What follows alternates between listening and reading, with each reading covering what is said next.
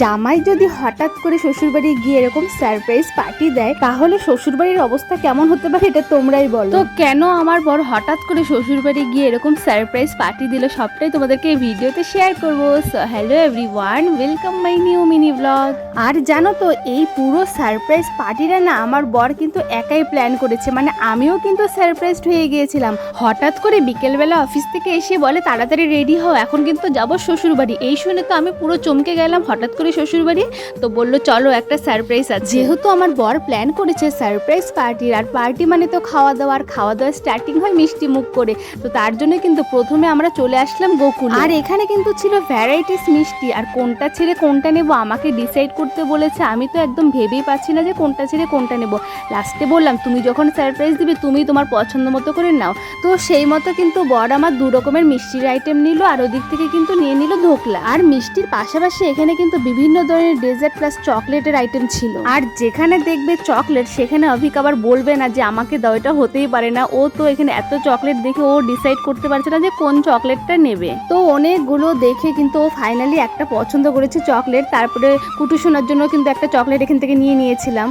তো এখান থেকে চকলেট মিষ্টি এগুলো নেওয়া হয়ে গেলে এখান থেকে কিন্তু আমরা ডিরেক্ট চলে যাব ডমিনোসে পিৎজা নেওয়ার জন্য। আর এই পিৎজাটাই ছিল কিন্তু আমাদের আজকের আসল সারপ্রাইজ। এবার চলো তোমাদেরকে পুরো ঘটনাটা খুলে বলি। অ্যাকচুয়ালি এই পার্টিটা দেওয়ার কথা ছিল কিন্তু জামাই ষষ্ঠীর দিন। তো জামাই ষষ্ঠীর দিন আমার বাবা এত কিছু আয়োজন করে নিয়েছিল যে ও বাড়ির খাবারগুলোই খাওয়া শেষ হচ্ছিল না, যার জন্যই বললো যে একদিনে এত কিছু না খেয়ে আমার খাওয়াটা ডিউ থাক, আমি এসে একদিন তোমাদের সবাইকে খাইয়ে যাব। আর স্পেশালি শ্রেয়াকে বলেছিল যে তুমি কি খাবে, তো শ্রেয়াই কিন্তু এই পিৎজাটা বেছে নিয়েছিল।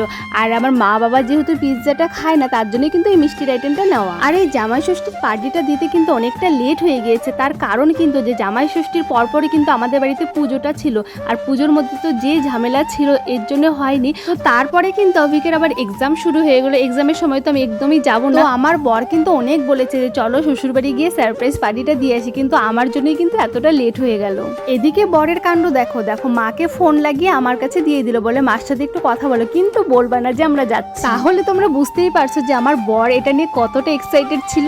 যাই হোক, আমরা এদিকে পিৎজা অর্ডার করেছি না, আর পিৎজার অ্যামাউন্টটা যেহেতু একটু বেশি ছিল তাই কিন্তু একটা কোল্ড কফি আর চকলেট ডেজার্টের একটা আইটেম ছিল, ওটা কেকের মতনই ছিল, নাম ছিল চকোমাউস, সেটা কিন্তু ফ্রি দিয়েছিল। আর যেহেতু এই কোল্ড কফি নিয়ে যাওয়া সম্ভব নয় সেহেতু কিন্তু আমরা বসে কোল্ড কফিটা আমরা 3 জনে মিলে খেলাম, আর এই যে ডেজার্টটা যে ছিল ওটা কিন্তু অভিক খেলাম। তারপরে কিন্তু একদমই লেট করিনি, সোজা বেরিয়ে গেলাম। আর একদম বাড়ি পৌঁছে সবার চেহারাটা জাস্ট তোমাদেরকে আমি দেখাতে পারলাম না, কেন কি ক্যামেরাটা অন করা ছিল না, মার চেহারাটা বিশেষ করে।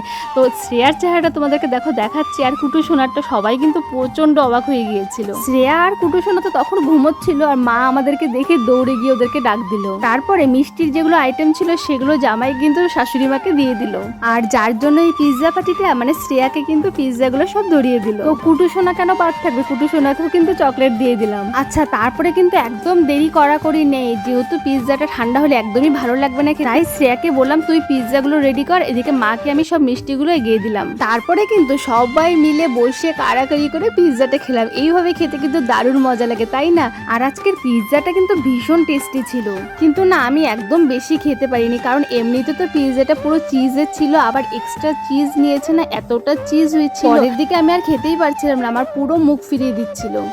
আসলে একটা জিনিস কি বলতো, যদি জিনিস কম থাকে মানে খাওয়ার জিনিস কম থাকে তাহলে সেটার টেস্টটা খুব বেশি মনে হয়, আবার যখন জিনিস বেশি থাকে না তখন আর খেতে ইচ্ছা করে না।